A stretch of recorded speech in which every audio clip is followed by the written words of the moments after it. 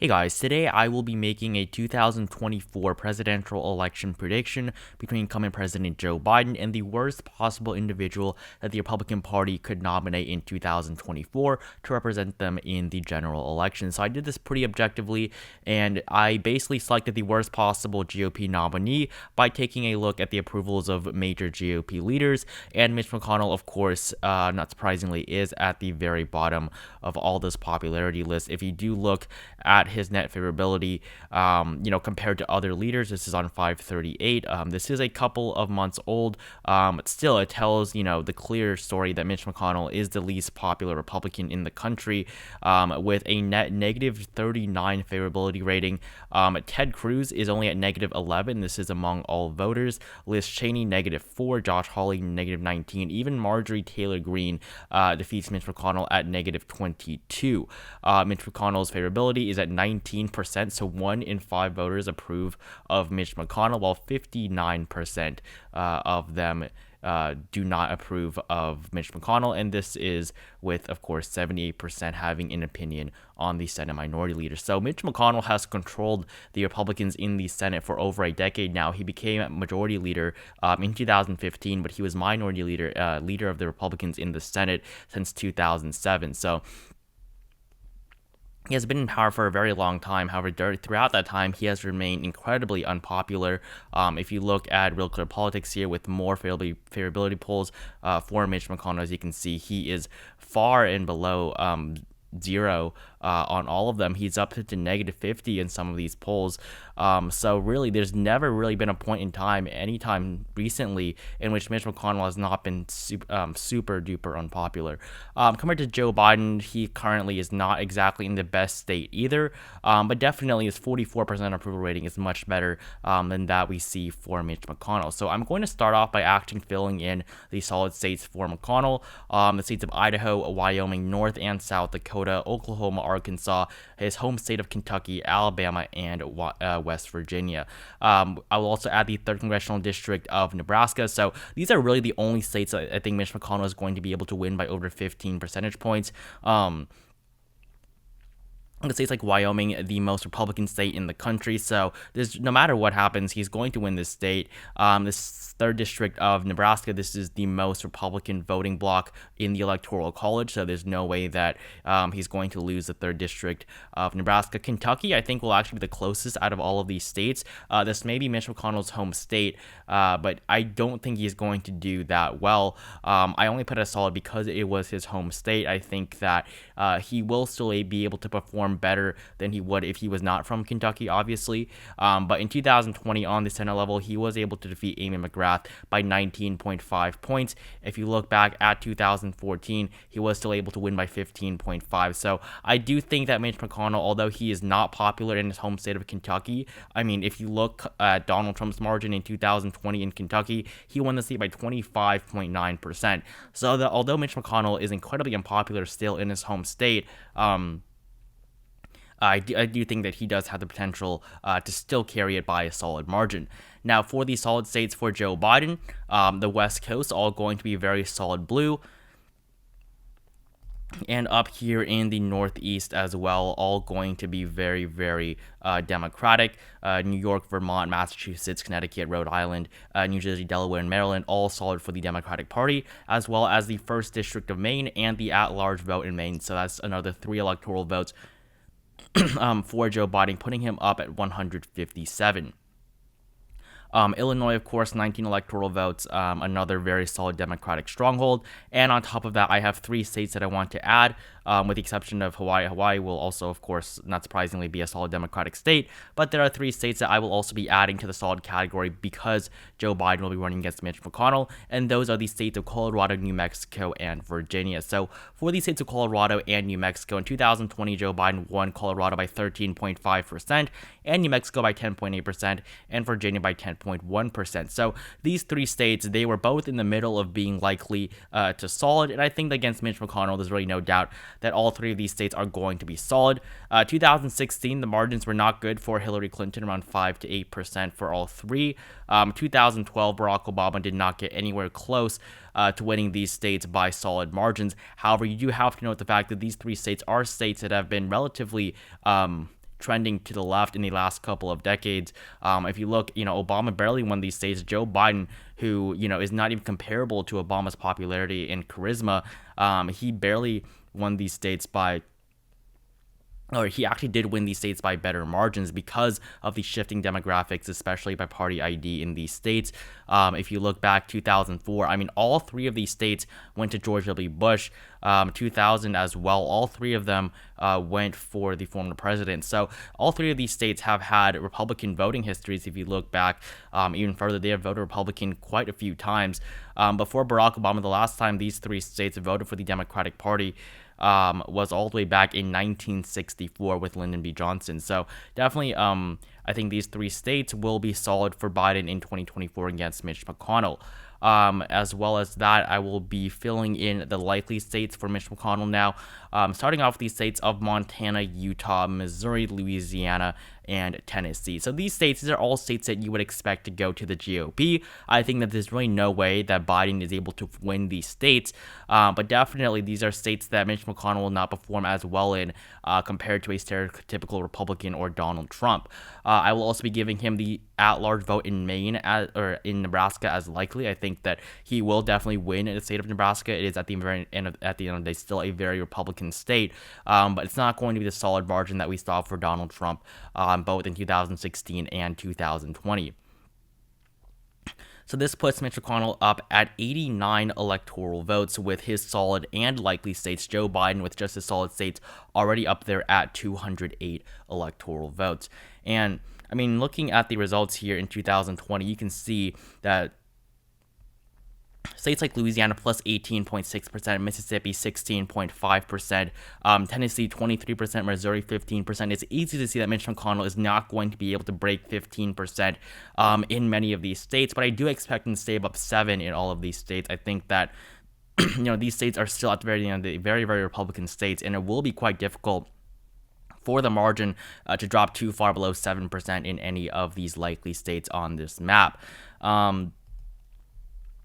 And so now to fill in the likely states for Joe Biden. Actually, I'm going to fill in the lean states for Mitch McConnell first, and then move on to the likely states that I have for Joe Biden. So for the lean states, for the Senate Minority Leader currently, we have the state of Kansas, 6 electoral votes. I do not think it's going to flip. Kansas has been voting for the GOP since the 1960s, or since the 1930s. If you look back, even when Lyndon B. Johnson won in 1964, he only won Kansas by 9 percentage points, Texas by 26%. So really, the state of Kansas, with the exception of 1964, has been voting very, very Republican since the 1930s. I believe FDR even lost the state when he ran in 1944, and I believe 1940 as well. So Mitch McConnell, 95 electoral votes. Now Mississippi as well. This is another state that, of course, is very Republican, has been voting Republican for quite a while now, the state of Mississippi, but 16.5%. I do think that margin can go under 7% if Mitch McConnell is the GOP nominee. I also have the states of South Carolina and Indiana as lean for Mitch McConnell. 11 electoral votes from the state of Indiana. This, of course, is Mike Pence's home state. Trump won it by 16.1. 2016, he won it by 19.2.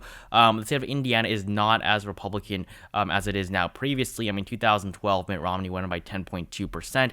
2008, Barack Obama won the state of Indiana by 1 percentage point. So I think that although we're not going to see something like we saw in 2008 with Joe Biden winning in Indiana, I think that the margin can definitely go pretty low if Mitch McConnell is on the ballot. Even though Indiana is neighboring Kentucky, I think the margin can definitely go well under 7%. South Carolina as well, it is a Republican state. It has been voting Republican for quite a while now as well. It is much more interconnected with the southern regions, states like Arkansas, Mississippi, Alabama than it is with Georgia or Florida. But South Carolina, it is the least conservative out of these southern states, with the exceptions, of course, of Georgia, Florida, and North Carolina. So for the state of South Carolina, it has been voting Republican for a very long time. The last time it went blue was in 1976 with Jimmy Carter.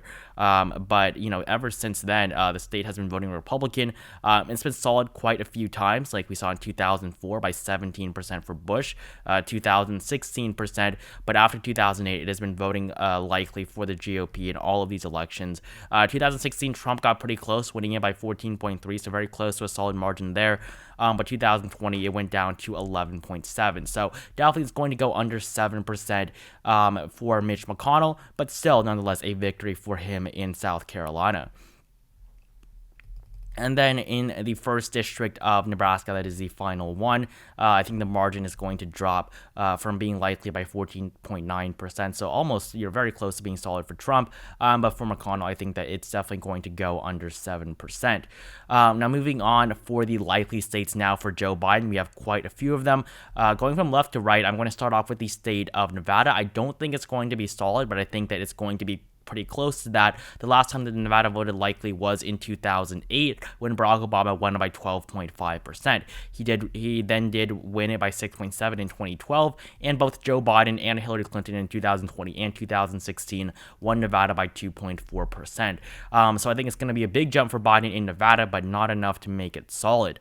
On top of that, I will also be giving him the states of Minnesota, Wisconsin, Michigan, and Pennsylvania. So the entire upper Rust Belt region, this blue wall, will be rebuilt stronger than ever for the Democratic Party after they lost these 3 states of Wisconsin, Michigan, and Pennsylvania in 2016. Joe Biden won them back in 2020, however, by 1%, 3%, and less than 1 percentage point. So these were tiny margins for Joe Biden, especially considering the fact that polls expected much better for him in the Rust Belt, but he did win them back, and this did win him the presidency. But in 2024, against Mitch McConnell, definitely he is going to do a lot better in all 3 of these states. Minnesota is the most Democratic state in the country in terms of voting history. It has been voting Democratic for an amount of time longer than any other state. It was the only state that did not go to Ronald Reagan in 1984, and that is, of course, because it was Walter Mondale's home state, which he won by 0.18%.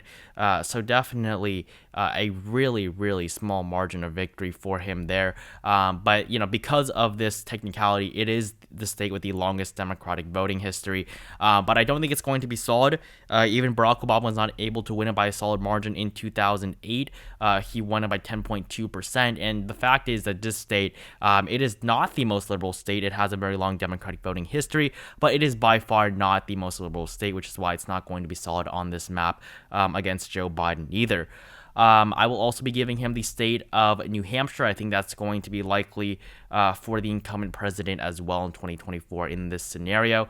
I do see that it'll be pretty difficult for Mitch McConnell to make any grounds in New Hampshire. I think that the margin can definitely be well over 10% for Joe Biden, but 15% I do think is a little bit of a stretch for now. And on top of that, the 2nd district of Nebraska, that's also going to be likely. It was very close to being likely in 2020 for Biden, but against Mitch McConnell, surely it will go over 7%. Even with redistricting, that is not going to really favor the Democratic Party too much here. It's definitely still going to be a likely margin for Joe Biden. And so these are all of the likely states filled in for Joe Biden and the likely and lean states filled in for Mitch McConnell, on top of course, all the solid states for both candidates. So now I'm going to start and fill in the lean states for Joe Biden. I'm just going to go left to right again, starting off with the state of Arizona. This is going to be the first lean state on this map. 11 electoral votes from the state of Arizona. I think that it is going to be a pretty big win for Joe Biden here, especially considering the fact that this state used to be a Republican stronghold. I mean, the last time a Democrat won was 1996 with Bill Clinton, and the last time, the only time after that in which a Democrat won was, of course, Joe Biden by 0.3%. In 2020. So Biden won, many of these states by tiny margins. Wisconsin 0.6, Arizona 0.3, and Georgia 0.23. So these were tiny margins in 2020, but I think it's definitely not going to be anywhere small in 2024 in this scenario against Mitch McConnell. I think Joe Biden's going to destroy him in the state of Arizona, as well as the states of Georgia and North Carolina. So this will finally flip the state of North Carolina back to the Democratic Party. It has been Republican for a long time. The only time, that it did vote blue was in 2008 with Barack Obama, who won it by just 0.3%. So this was the state in which he had the smallest margin of victory in, and this was a big win because, look at 2004, 12.4% for Bush. That's an almost 13% shift, 12.8 in 2000. 1996, even Bob Dole won in North Carolina. So This will be a pretty big flip as Democrats finally win back the state of North Carolina. And the final lean state on this map is the state of Florida. It's 30 electoral votes I will project will go to Joe Biden, although the state is trending to the right just in general. I mean, 2012, we saw Obama win it, as well as 2008, but 2016, Trump won it by 1.2, and against Biden in 2020, he won it by 3.4. But against Mitch McConnell, it's, this is completely irrelevant what we saw about Trump. It's going to be lean for Joe Biden. I don't think it's going to go over 7%, but it's going to be a pretty big victory for him nonetheless. And I just realized I forgot Washington, D.C., so that's going to be another 3 electoral votes for Joe Biden. I apologize for that, but that puts him up at 349 electoral votes. And now we have the tilt states left to fill in on this map. So I'm going to start off with the state of Alaska. That's going to be tilt for Mitch McConnell. I think that Joe Biden can win this in this scenario. I think that Alaska will definitely be in play. But the state of Alaska, at the end of the day, it is a state that has not voted Democrat since 1964. And it will have been, 60 years since the last time that a Democrat was able to carry Alaska. 1968, you did see it go to Nixon. And it has been solid Republican ever since 1972. So, there's been a couple times in which it went down to likely, but the state has been very reliably Republican for a while. But since 2012, it's been likely for both Trump and Romney. But 2024, I think Mitch McConnell will be able to very, very narrowly hold on to the state. Instead of Iowa, I will also be giving this to Mitch McConnell. I think it will be a tilt margin for him here, winning its 6 electoral votes. Again, like Alaska, I think it will be in play. Iowa is definitely not the swing state that it was before. 2008, Obama won it. 2012, Obama won it. But in these 12 years, a lot really has changed in Iowa. It went to 9.4 for Donald Trump, and 2020 didn't get too much better as it went down only to 8.1%. So, state of Iowa, I have as tilt for Mitch McConnell, while in the 2nd District of Maine, I have as tilt for Joe Biden. And in the state of Ohio, I have tilt for Joe Biden as well, winning at 17 electoral votes. I do think that Joe Biden will be able to come out on top in the state of Ohio, flipping it back. And this state was the bellwether state for almost 6 decades. It was broken in 2020 when Trump lost the election, but still won Ohio by a staggering 8%. 2016, it barely survived as it went to Trump by 8.1, and he was able to win the Electoral College, even though he did not win the popular vote. But 2012 and 2008, this state was still very much in play for both parties, especially 2012 with Mitt Romney. But 2024, I think that Joe Biden will be able to flip it back, and he will also be able to flip the state of Texas and its 40 electoral votes. I do think that Texas will flip blue in 2024 in a scenario against minority leader Mitch McConnell. The state has not voted blue since 1976 with Jimmy Carter, and this will definitely be a pretty big victory. The first time in 48 years that a Democrat will be able to win the state of Texas, the 2nd largest state in the country. So basically, Joe Biden will have won the 4 largest states: California, Texas, Florida, and New York, as well as many other big states. Really, all the big states were won by Joe Biden in this scenario here. He also wins Pennsylvania, Illinois, Georgia, North Carolina. So a big win for Joe Biden, 407 electoral votes to Mitch McConnell, 131. This will be the first time that anyone wins over 400 electoral votes since Ronald Reagan, and the first time that a Democrat has won, as you can see, Ronald Reagan winning 525 electoral votes, 1980, 489. And the last time, this would be the first time a Democrat has won over 400 electoral votes since Lyndon B. Johnson in 1964, winning 486 electoral votes. So a big landslide victory for Joe Biden against Mitch McConnell. So thank you guys so much for watching this video. Make sure you like down below if you enjoyed it. Comment down below who you think would win in this scenario, or if you think Joe Biden would win by a larger or smaller margin. Subscribe to my channel if you have not. Again, thank you guys so much for watching this video, and I'll see you guys in the next one.